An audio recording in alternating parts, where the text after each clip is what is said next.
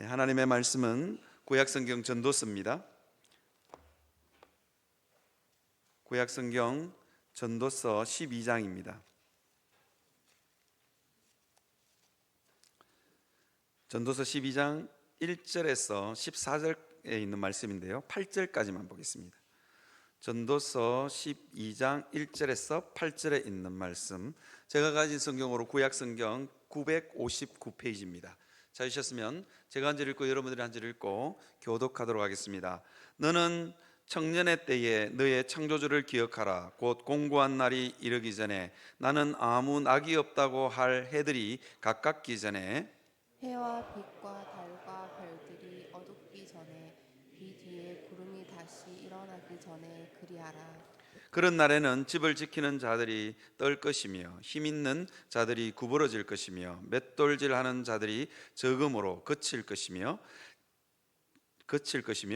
창들로 내다보는 자가 어두워질 것이며 들이 닫혀질 것이며 맷돌 소리가 적어질 것이며 셀 소리가 말미암아 일어날 것이며 음악하는 여자들은 다 쇠하여질 것이며 또한 그런 자들은 높은 곳을 두려워할 것이며 길에서는 놀랄 것이며 살구나무가 꼽힐 것이며 메뚜기도 짐이 될 것이며 정욕이 그치리니 이는 사람이 자기의 영원한 집으로 돌아가고 조문객들이 그리로 왕래하게 됨이니라.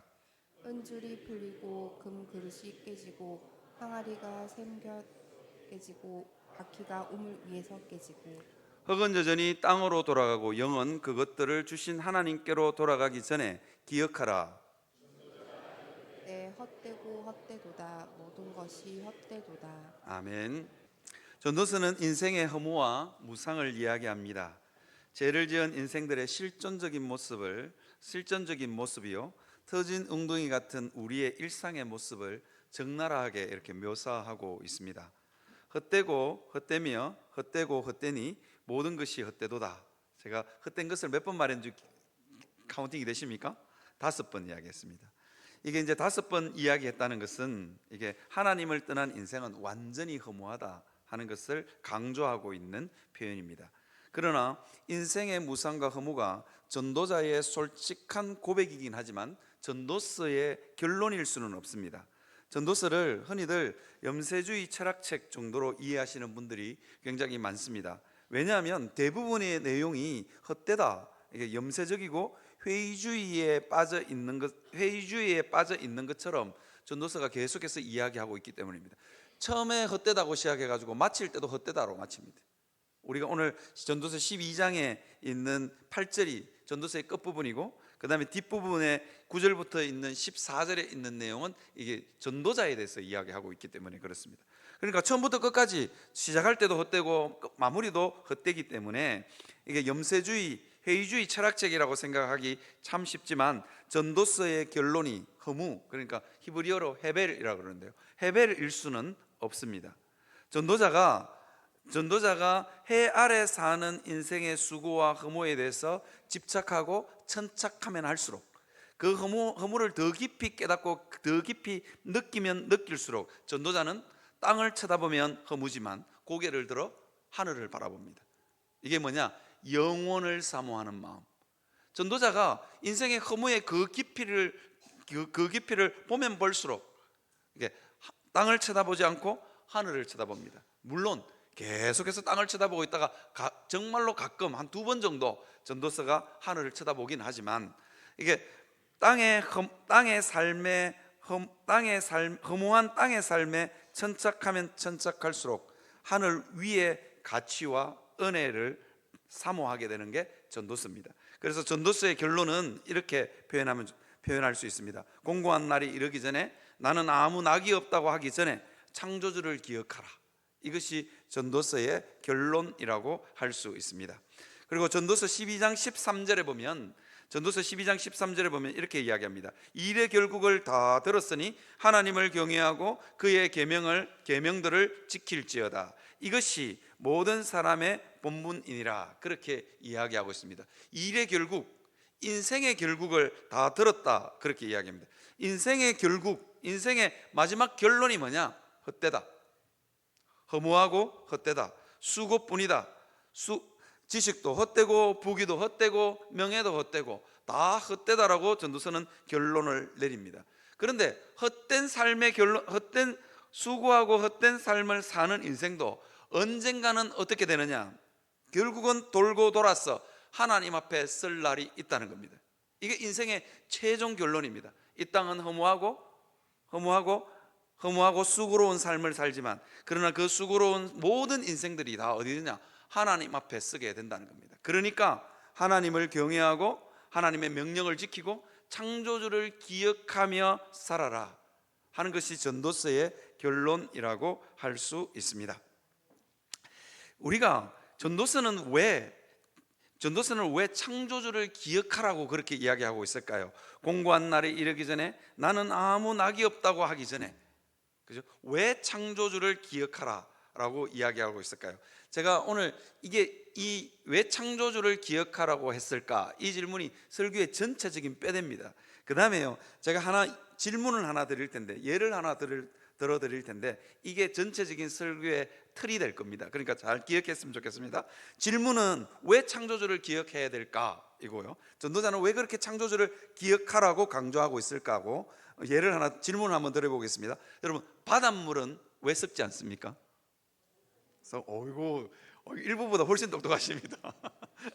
예, 소금기가 있었어. 그죠? 소금기가 있어서 바닷물은 썩지 않습니다. 그 다음에 하나 더 이유가 있는데,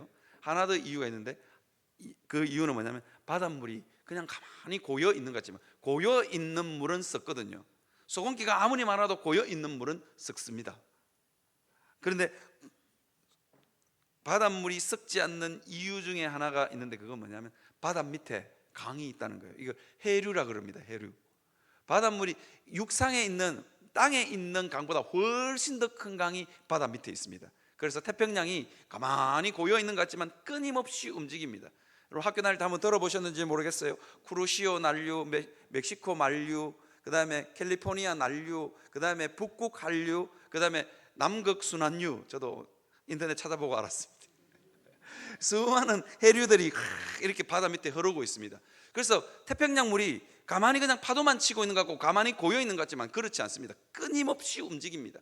끊임없이 움직이기 때문에 바닷물이 썩지 않습니다. 소금기만 있으면 바닷물은 죽습니다.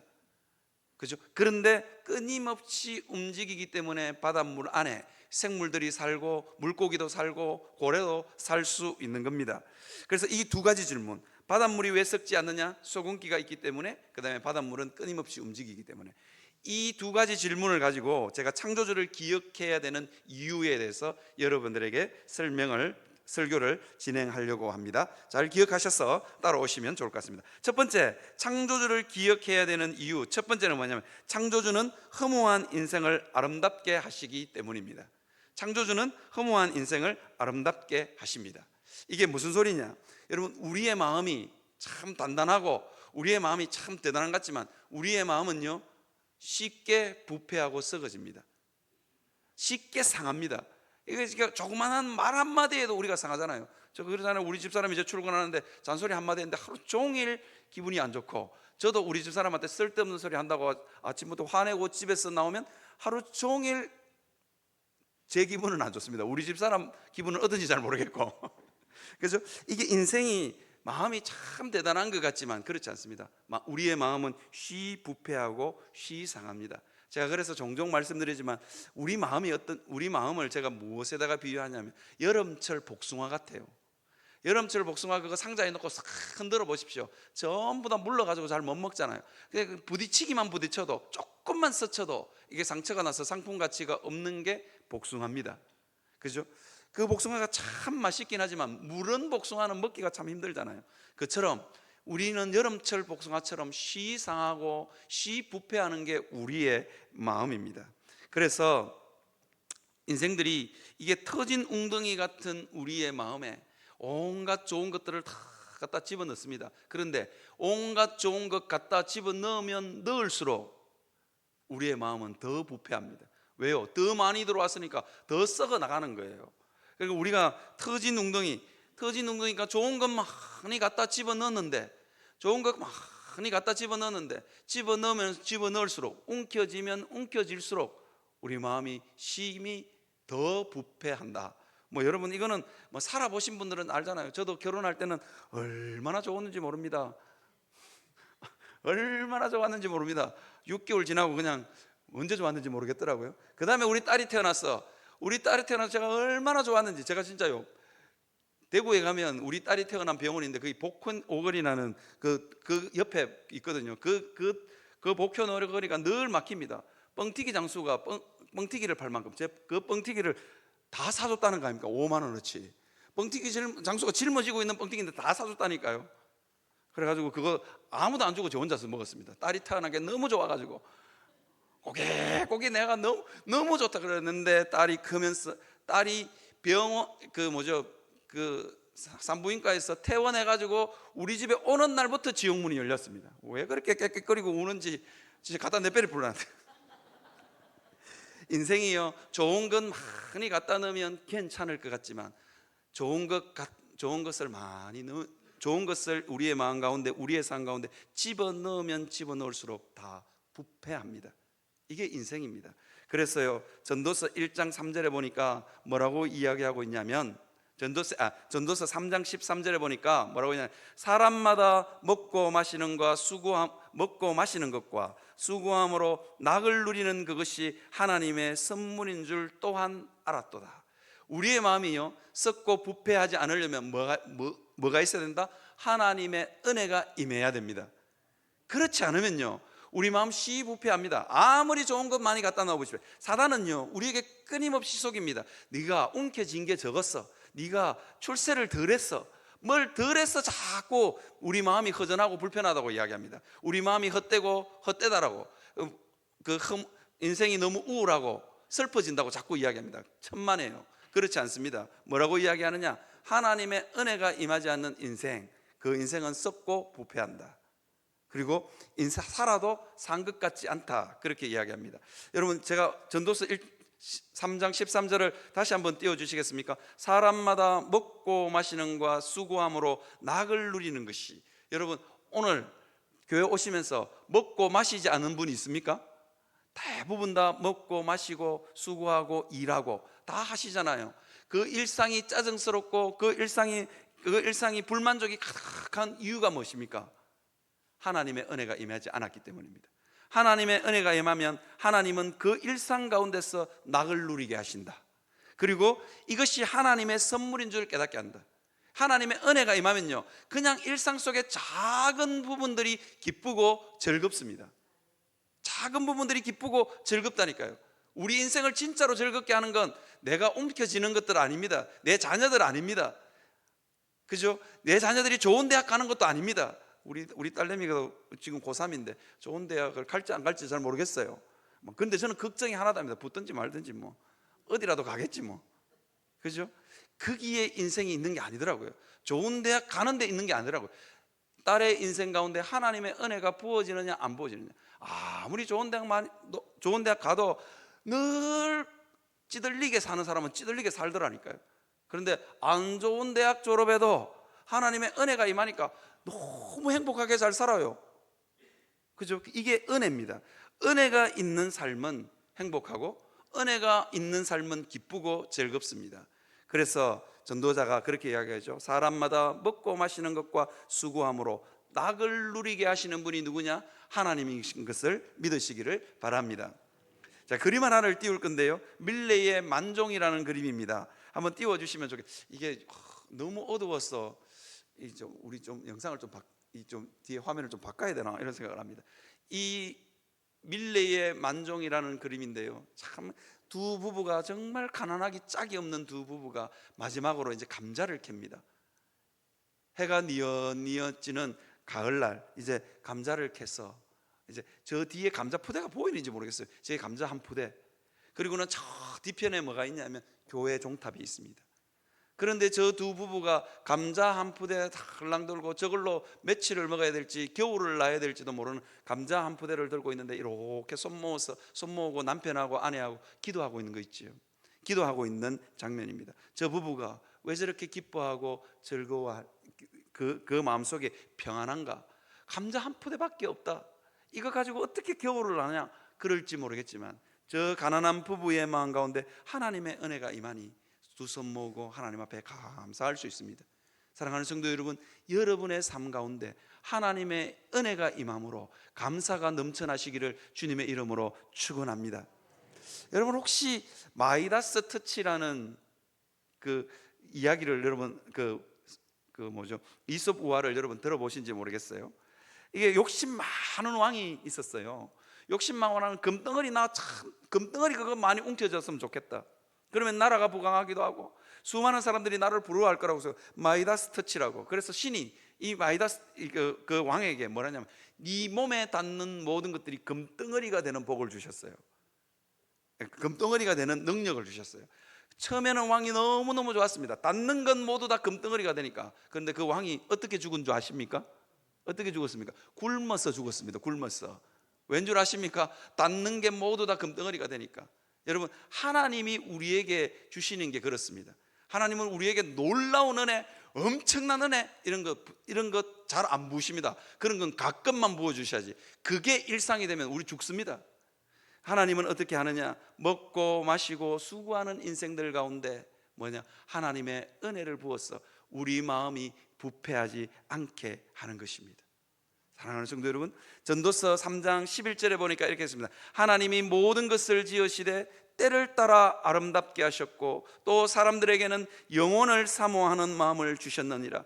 그러나 하나님이 하시는 일의 시종을 사람으로 청량할 수 없게 하셨도다. 그렇게 이야기하고 있습니다. 하나님이 때를 따라 우리의 심령 가운데 은혜를 부으셔야만 우리 인생이 아름다워집니다. 그렇죠? 그래야 아름다워진다. 여러분들의 2부 때는 이 어르신들이 많이 오니까 여러분들 집에 늘 우두커니 앉아 있어도 우두커니 앉아서 그냥 할 일 없이 지내는 인생이 있는가 하면 기도해서 날마다 하나님의 은혜를 체험하시는 분도 있다니까요. 그러면 여러분 이제 나이 들어서 낙도 없고 기쁨도 없을지 모르겠지만 기도하는 분에게는 기도해서 하나님의 은혜가 여러분들의 심령 가운데 임하면 여러분들의 인생이 아름다워질 줄 믿습니다.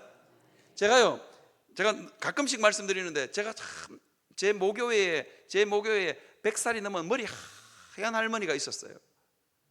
이 할머니는 정말로 뭐라 그래야 될까? 6.25 때 자기 남편 순교하고 자기 아들은 순교하지는 않았는데 자기 남편 순교하고 일평생 과부로 살았어요. 자기 아들 하나 달랑 있고 일평생 과부로 살았어요. 그런데 이 머리 하얀 할머니가 제가 1년에 한 번 뵀거든요. 성탄절. 왜냐하면 성탄절 새벽송 돌고 그 집에서 늘 뭘 했냐면 과자 먹었거든요. 제가 그 집에 가는 걸 너무 좋아했습니다. 과자 때문에.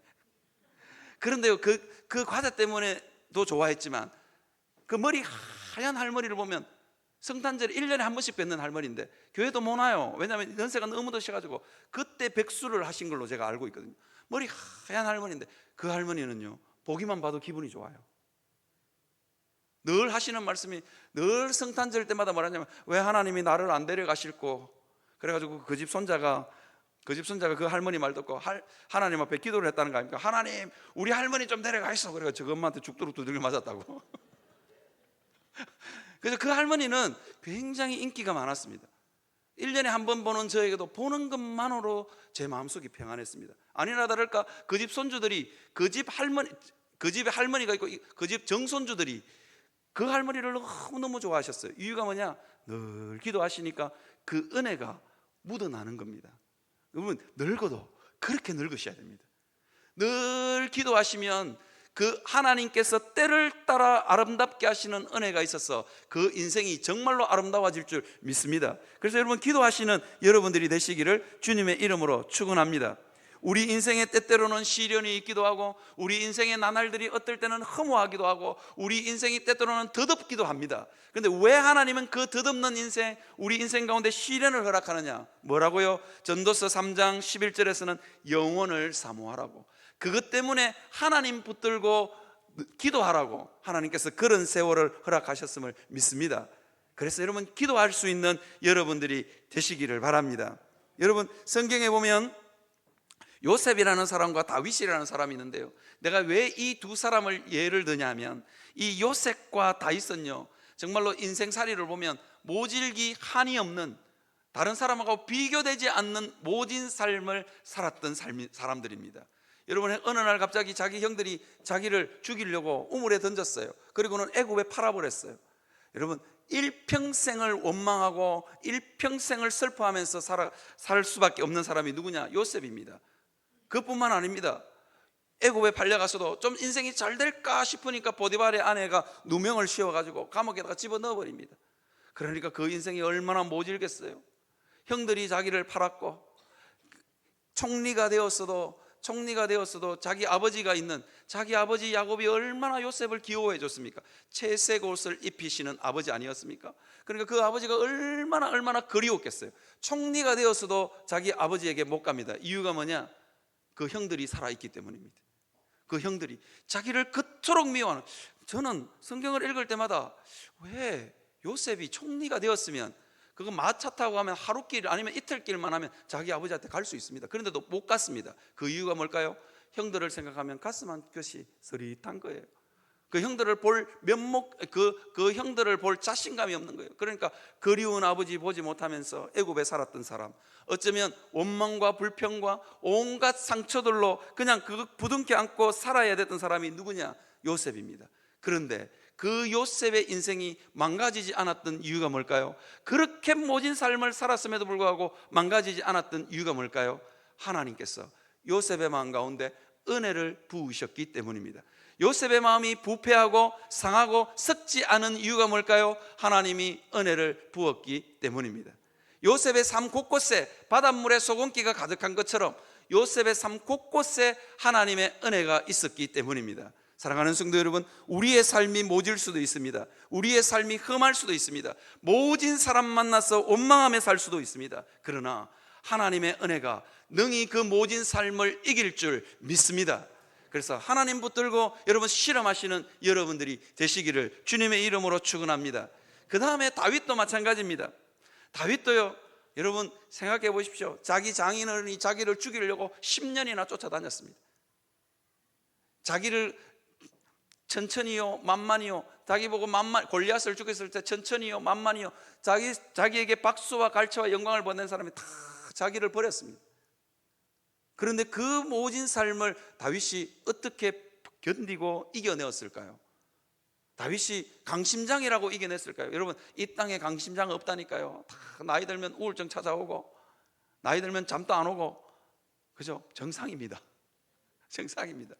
저도 이제 점점 새벽잠이 없어져가지고 옛날에는 새벽기도가 새벽기도가 정말로 싫었거든요.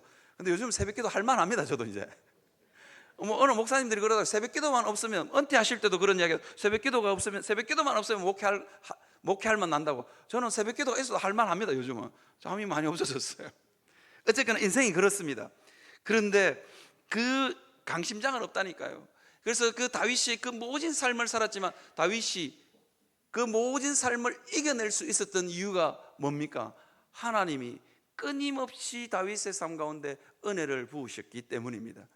인생의 바닥 가운데로 내려갈 때마다, 인생의 깊은 골짜기를 만날 때마다 어떻게 했다고요? 하나님이 찾아오셔서 은혜를 부으니, 그죠? 정신병원에 가도 시원찮을 그 트라우마를 다윗이 능히 이길 수 있었습니다. 사랑하는 성도 여러분, 이렇게 다윗처럼 하나님 붙들고 실험할 수 있는 여러분들이 되시기를 주님의 이름으로 축원합니다. 다윗이요, 시편 92편 1절에서 3절에 뭐라고 이야기하냐? 저게 왜 뜨시나요? 예. 제가 저게 뜨는 게 정상이긴 하네요. 저게 1절 아닙니다. 1절부터 3절입니다. 저 중간에 보시면 이렇게 됩니다. 여호와께 감사하며 주의 이름을 찬양하고 아침마다 주의 인자하심을 알리며 밤마다 주의 성실하심을 베풀미 좋으나이다. 여러분들 중에 아침을 맞이하지 않는 분 있습니까?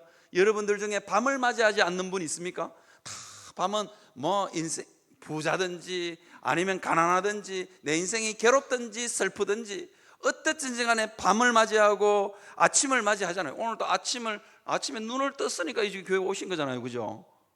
안 뜨시면 못 오십니다. 이게 뭐냐면 밤마다 아침마다 이 반복되는 일상 가운데서 다윗은 뭐 했다고요? 하나님의 인자하심을, 아침에 눈을 떴는데 하나님의 인자하심이 그 마음 가운데 싹 밀려 들어오는 거예요. 그리고 밤에 누웠어요. 하나님의 성실하심이 오늘 하루도 지켜주신 하나님, 수많은 사람들 속에서 나를 지켜주신 하나님, 그죠? 아침마다 주의 인자하심을, 밤마다 주의 성실하심을 베풀미 좋으나이다. 하나님 너무너무 좋습니다라고 고백합니다. 그 인생이 편안했느냐? 그 인생은 지옥이었습니다. 왕이 되었어도 지옥이었습니다. 오죽했으면 아들이 자기를 죽이려고 쫓아왔겠어요. 수많은 정적들이 다윗 죽이려고 날마다 발버둥칩니다. 그 지옥 같은 삶 가운데서도 다윗이 뭐라고 하냐? 아침마다 주의 인자하심을, 밤마다 주의 성실하심을, 이렇게 고백합니다. 그 이유가 뭘까요? 하나님이 그 마음 가운데 은혜를 부으셨기 때문입니다. 여러분들도 그 하나님의 은혜를 사모하며 사시는 여러분들이 되시기를 바랍니다. 2부 예배 때니까 2부 예배에 오신 분들에게 정말로 공고합니다. 그냥 집에 우두커니 계시지 마시고 하나님 앞에 기도하고 엎드리시기를 바랍니다. 아이고, 그냥 밤에 침대에 누웠어도 주여 은혜를 베풀어 달라고, 그죠? 그래서 병든 몸임에도 불구하고, 몸이 너무너무 무거움에도 불구하고 하나님의 은혜가 여러분들의 심령을 살리고 여러분의 삶을 살리고 여러분의 자녀들을 살리는 역사 있기를 주님의 이름으로 축원합니다. 하나님 붙들고 다윗처럼요, 인생의 밑바닥 하나님 붙들고 내려가면 능히 올라올 줄 믿으시기를 바랍니다. 그죠? 하나님 붙들고 내려가면 되는 거예요. 인생의 골짜기도 마찬가지입니다. 하나님 붙들고 내려가는 겁니다. 그래서 전도서 기자는 뭐라고 이야기하느냐? 창조주를 기억하라 라고 이야기하고 있습니다. 창조주를 기억하라. 그죠? 하나님 기억하라는 거예요. 내 인생이 아무리 고달퍼도, 내 인생이 아무리 모질어도 누가 계시다고요? 하나님이 계시다는 것을 믿으며 살아갈 수 있는 여러분들이 되시기를 주님의 이름으로 축원합니다. 이게 하나님의 은혜가 임하면 어떤 일이 벌어지느냐? 요셉이요, 애굽에 팔린 모진 삶을 살았습니다. 누명을 써서 감옥에 갇히는 모진 삶을 살았습니다. 그런데 하나님의 은혜가 임하니까 자기 삶이 재해석됩니다. 이게 무슨 소리냐? 창세기 45장 5절을 한번 띄워주시겠습니까? 요셉이 형들을 만났습니다. 그렇게 가슴 한켠에 가시처럼 맺혀있는, 한이 맺혀있는 형들을 만났습니다. 그러니까 형들 보고 뭐라냐? 당신들이 나를 이곳에 팔았다고 근심하지 마소서. 뭘 근심해야지. 팔았는데, 자기를 죽으라고 팔았는데 근심해야 되는데 근심하지 마소서. 한탄을 해야 정상 아닙니까? 형들 진짜로 한탄해라, 회개해라, 뭐 이렇게 말해도 괜찮을 방법이 뭐냐면, 형들을 보면서 뭐라고 하냐면, 당신들이 나를 이곳에 팔았다고 근심하지 마소서, 한탄하지 마소서. 하나님이 생명을 구원하시려고 나를 당신들보다 먼저 보내셨나이다. 이게 요셉의 삶이 재해석되어지는 겁니다. 내 인생이 왜 이렇게 꼬이나? 내 인생은 어떻게 이렇게 안 풀리나? 그런데요, 하나님의 은혜가 임하면 어떤 일이 벌어진다고요? 인생이 해석되어져야 합니다. 그때 하나님이 그 인생의 골짜기를 만나게 하신 게 은혜였구나. 그렇게 된다니까요. 하나님의 은혜가 임해서 그렇게 인생이 재해석되어질 수 있는 여러분들이 되시기를 바랍니다. 내 인생의 모진 사람, 모진 남편, 모진 자식, 아니면요 모진 성도 만나가지고 내 마음이 너무너무 속상하지만 하나님의 은혜가 임하는 순간 여러분의 삶이 재해석되어질 줄 믿습니다. 그래서 근심이 한탄이 변하여 찬송이 될 줄 믿습니다. 그죠? 그런 역사가 누구에게 임한다고요? 누구에게 임한다고요? 하나님 붙들고 은혜 받기 위해서 실험하는 사람, 하나님 붙들고 하나님 나를 고쳐주셔야 됩니다 라고 실험하는 사람에게 그 은혜가 임할 줄 믿습니다. 그래서 하나님께서, 전도자는 이야기합니다. 영혼을 사모하는 마음을 주셨다고. 여러분, 영원한 하나님을 붙들고 실험해서 하나님의 은혜와 복을 받아 누리시는 여러분들이 되시기를 바랍니다. 그래서 시부패하고 시상하고 시망가지고 그런 삶이, 그런 여러분들의 마음이 고쳐지는 역사 있기를 주님의 이름으로 축원합니다. 그 다음에 두 번째요, 창조주를 기억해야 되는 두 번째 이유가 뭐냐? 두 번째 이유는 창조주는 허무한 인생 가운데 섭리하시기 때문입니다. 창조주는요 허무한 인생 가운데 섭리하시기 때문입니다. 바닷물 이야기를 좀 더 해보겠습니다. 앞에는 이제 소금기 이야기했습니다.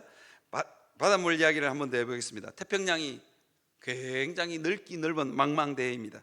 사람들은 그 바닷물이 다 고여 있다라고 생각합니다.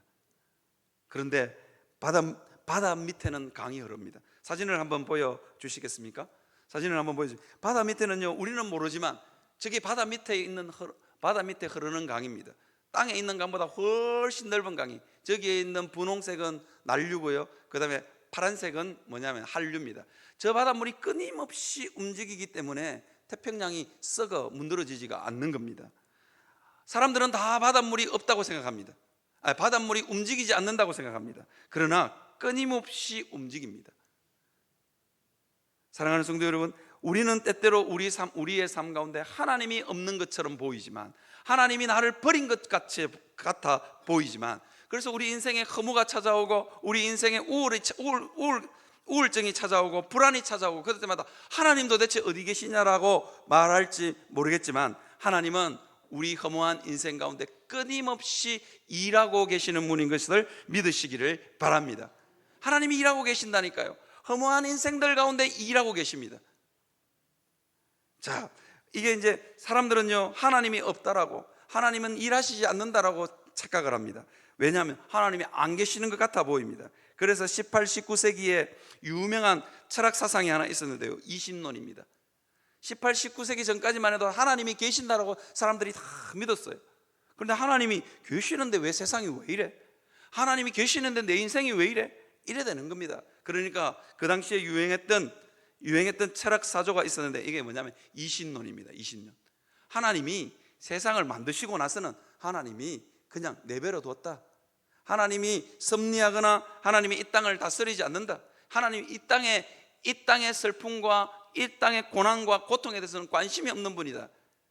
그렇게 생각하는 철학 사조가 뭐냐? 이신론입니다. 이 이신론의 대표적인 예가 있는데, 그게 뭐냐면 시계공 하나님입니다. 시계공 하나님. 시계공 하나님이 어떤 하나님이냐, 이런 겁니다. 여러분 혹시 옛날 시계, 태엽 감는 시계 여러분 아시는지 모르겠어요. 하나님이 천지를 창조하실 때 태엽을 쭉 감아놨어요. 그리고 손 놔버립니다. 그러면 이 시계가 자동으로 굴러가는 거예요. 자동으로 시간 되면 종치고, 자동으로 초침도 분침도 시계침도 자동으로 돌아가는 거예요. 테이프 감아 놓을 때까지. 18세기 19세기 유럽 사람들은 그렇게 하나님을 생각했습니다. 하나님이 그냥 천지를 창조해 놓고 내 인생 거들떠 보지도 않는다. 그냥 자동으로 살아가게 그냥 설계해 놓으셨다. 이게 이신론 사상입니다. 그런데 하나님은 그런 하나님이 아니라는 거예요. 전도서 11장 1절에서 2절에 보면 뭐라고 이야기하고 있냐, 이렇게: 너는 내 떡을 물 위에 던져라. 여러 날 후에 도로 찾으리라. 7에게나 8에게 나누어 줄지어다. 무슨 재앙이 땅에 임할는지 내가 알지 못함이라. 여러분 이 구절을 해석하면서 떡을 물 위에 던져라, 이걸 가르쳐서 유명한 신학자들도 희한하게 해석을 하더라고요. 뭐라고 했냐면, 돈에 대한 미련을 버리면 돈이 굴러 들어온다나? 이렇게 해석하면 안 됩니다. 떡을 물 위에 던지는 것은 그냥 내가 가지고 있는 부여로움들을 그냥 다른 사람에게 흘려보내는 겁니다. 근데 이게 왜 떡을 물 위에 던져버리냐? 여러분, 떡을 물 위에 던지면 그 떡 건져서 먹을 수 있습니까? 없습니까? 없습니다. 퍽 퍼져가서 못 먹습니다. 아니면요, 떡이 그냥 쫄깃쫄깃한 떡이라 할지라도 어디로 흘러가 버렸는지 찾을 수도 없습니다. 우리가 인생을 사는 게 이렇습니다. 누군가를 도와줘도 그게 언제 내게로 돌아올지 알 수 없습니다. 그런데 왜 우리는 누군가에게 물질을 흘려보내고, 왜 우리는 교회에 헌금을 하고, 헌금회가 돌려주는 거 보셨습니까? 안 돌려줍니다. 그죠? 그럼에도 불구하고 이거 왜 우리가 하지요? 내가 물 위에 떡을 던지고 내 헌금하는 것을 지켜보고 있는 이가 계시다는 거예요. 그리고 그걸 갚으시는 이가 계신다는 믿음이 있어야 이게 가능합니다. 7에게나 8에게나 나누어 줄지어다. 이게 많이 나누어 줘라는 겁니다. 그리고는 무슨 재앙이 땅에 임할지 내가 알지 못하면, 우리는 알 수 없습니다. 그런데 많이 나누어졌는데 그걸 지켜보고 있었던 하나님이 어떻게 하시느냐? 재앙이 임할 때 그 떡을 물 위에 던진 그 사실 때문에 내 인생을 불쌍히 여겨주신다. 그죠? 내가 누군가에게 흘려보냈던 그 떡 갚아주시는 이가 살아 계신다. 그 믿음으로 살아가는 겁니다. 그 믿음이 없으면, 그 창조주가 없으면 그렇게 못 사는 거예요. 그냥 나를 위해서 먹고 마시고 그냥 사는 겁니다. 그렇게 살지 말라는 거예요. 내가 물 위에 덕을 던지 너무너무 허무해 보이고 너무너무 가치가 있지도 않는 일 같지만 하나님이 그것을 기억하고 계셨다가 땅에 재앙이 임할 때 나를 불쌍히 여기시는 분이 있다 하는 것을 여러분 기억하시기를 바랍니다. 제가 이야기를 하나 해드리겠습니다. 우리나라에서 큰 교회를 이루신 목사님 두 분의 이야기를 여러분들에게 해드리려고 합니다. 정말로 목회를 이제 은퇴를 앞두고 정말로 세계적으로 큰 교회를, 저도 서울에 있을 때 그 교회를 가봤는데 지하실에 들어갔다 길 잃어버린 줄 알았습니다. 얼마나 교회가 큰지. 어마어마하게 큰 교회였습니다. 그런데 이분이 처음부터 서울에 있었던 목사냐? 아닙니다. 시골에 있었던 목사입니다. 시골에 있던 목사를 하나님이 불러 서울로 올려가지고 엄청나게 큰 교회를 이루게 하셨습니다. 그리고 목회 말년에 하나님 앞에 기도를 했습니다. 하나님, 웬 복입니까? 나를 어떻게 이렇게 큰 교회를 하나님 저에게 맡기셨습니까? 그러니까 하나님께서 환상 하나를 다 보여주셨어요. 뭘까요? 무슨 환상이냐면 자기가 경북 쪽에 아주 시골 교회, 비 새는 교회에 목회를 했는데 교회에서 새벽 기도를 해야 하는데 천장에서 비가 뚝뚝 떨어지는 거예요. 그러니까 어떻게 하냐면 지게에다가 덜통 지어가지고 밤새도록 물 받아가지고 물이 차면 갖다 버리고 그걸 반복하셨대요. 하나님이 그 환상을 보여주더래요. 내가 그때 너무 마음에 들었다. 조그마한 시골교회, 비 새는 교회, 곧 허물어질 교회도 내 몸처럼 생각하고 거기에 밤새도록 물 받아가지고 무릎 꿇고 물 받아가지고 갖다 버리고 얼마나 피곤했냐고 내 그때를 기억한다. 그러면서 하나님께서 갚아주셨다라고 말씀하셨다. 그 다음에 우리나라 지금도 현직이시긴 하지만 이름은 말씀 안 드리겠습니다. 이 목사님은 자기 입을 통해서 왜 하나님께서 이렇게 큰 교회를 맡기셨냐? 자기 아버지가 자기 입으로 이야기합니다. 자기 아버지가 말 더듬는 목사였어요. 말 더듬는 목사. 저처럼요. 저처럼 말을 더듬는 목사였던 것 같습니다. 근데 저보다도 훨씬 더 심하게 더듬는 것 같습니다. 그래가지고 어떻게 그냥 말 좀 덜 더듬어 보려고 금식 기도를 하신 거예요. 40일 금식 기도 하시다가 돌아가신 거예요. 40일 금식 기도 하다가 돌아가신 겁니다. 그러니까 하나님 이 목사님이 그러잖아요. 내가 뭐 설교를 잘하는 것도 아니고 이분도 경상도 출신이라 가지고 저 잘 알거든요. 이분 개인적으로도 좀 알고 잘 알거든요. 경상도 완전히 보리문디. 그죠? 경상도 사투리 팍팍 쓰고 강남에서 목회하면서 불구하고 완전히 경상도 사람처럼 고함지르고 막 목소리도 흐스케하고 막 그런데도 불구하고 이분이 한국교회에서 제일 큰 교회를 이루셨습니다. 이분이 고백합니다. 하나님이 왜 내게 이런 복을 주셨냐? 그죠? 아버지가 하나님 교회, 시골 교회 섬기다가 설교 한번 성도들에게 잘해보려고 금식하다가 돌아가신 것, 아버지에게 못한 부은 복 내게 부어주셨다고 이분은 공식적으로 그렇게 이야기합니다. 사랑하는 성도 여러분, 하나님 앞에서 하나님이 우리의 수고와 눈물을 보고 계신다. 그죠? 하나님은 냉수 한 그릇도 잊지 않고 갚으시는 분인 것을 기억하시기를 바랍니다. 그래야만 우리 인생이 허무 가운데 빠지지 않습니다. 내가 일상에서 하는 작은 일들을 하나님이 지켜보시고 갚으심을 믿으시기를 바랍니다. 그래서 창조주를 기억하라는 거예요. 그 창조주가 지켜보고 있다가 하나님 때가 되면 하나님께서 복을 부으신다. 전도자는 그 사실을 깨달은 거예요. 그러니까 창조자를 기억하며 살아라. 여러분, 제가 하나님 앞에 예쁜 짓, 하나님 앞에 복받을 짓을 한 분들 예만 드려드렸는데 그렇지 않는 삶은 하나님이 그러면 그들 따다보지 않느냐? 목사님, 나는 하나님 앞에 복받을 거리도 없어요. 그런 아버지도 없고 저도 그런 금식하다가 돌아가신 아버지 없습니다. 우리 아버지는 밥 잘 드시다가 돌아가셨어요. 그리고 저는 뭐 교회를 섬기면서 그저 밤새도록 교회 빗물 받아내본 경험도 별로 없습니다. 기껏 해봐야 영원한 교회 와가지고 비 새는 거 저거 한 번씩 가끔씩 새벽에 벌떡벌떡 일어나가지고 비 새는지 안 새는지 요즘 안 셉니다. 쳐다보는 정도입니다. 어쨌든 저는 별로 복받을 건덕지가 없는 거예요. 복받을 건덕지가 없는 분들에게 여러분들 제가 말씀드리고 싶습니다. 하나님은 자기의 죄 때문에 자기의 욕심 때문에 망가진 인생 가운데도 하나님은 섭리하시고 역사하신다. 믿으시기를 바랍니다. 이거 제가 그냥 제 이야기가 아닙니다. 성경에 증명을 해드려야 되잖아. 증명은 야곱입니다. 야곱. 여러분, 야곱은요 뭘 할 때마다 인생이 꼬여.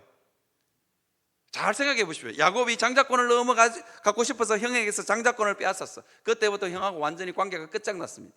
형이 완전히 자기를 죽이려고 달라듭니다. 그 다음에요, 아버지의 축복을 가로채면 야곱은 축복을 많이 받을 줄 알았습니다. 그러니까 축복을 가로챘어요. 아버지를 속이고 가로챘어요. 그러니까 어떻게 인생이 더 꼬여. 그죠? 외삼촌 라반의 집으로 도망을 가야 됩니다.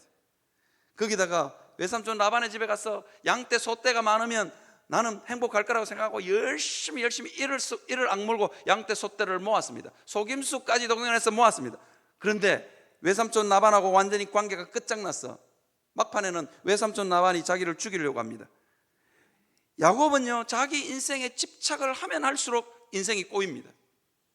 결혼도 마찬가지입니다. 왜 쉴 데 없이 라헬을 그렇게 좋아해가지고 예쁜 여자 좋아하면 안 됩니다. 예쁜 여자 좋아하면 안 됩니다. 하나님께서 그냥 붙여주시면 그냥 대충 맞춰 살면 됩니다. 맞춰 살고 은혜 부으시면 안 예쁜 여자도 예뻐지는 역사 있을 줄 믿습니다. 제가 그 믿음의 고백으로 살고 있고, 동일하게 우리 집 사람도 그런 믿음의 고백으로 살고 있을 줄 믿습니다. 그래서 너무 고르면 망한다니까. 너무 고르면. 야곱이 너무 골라가 라헬에게 목숨을 걸었더니만, 그저 야곱이 라헬 때문에 인생이 망합니다. 부인을 4명이나 들였는데 이 부인 4명이 막 죽으라고 야곱을 서로 차지하려고 암투를 벌리고 막 난리를 치는 거예요. 그걸 보고 자식들이 자랍니다. 그 자식들이 제대로 크겠습니까? 그런 집안에서 완전히 콩가루 집안, 또 이런 콩가루 집안이 없는 거예요. 그러니까 야곱의 첫째 아들 르우벤은 어떻게 하느냐? 자기의 서모, 그러니까 자기의 작은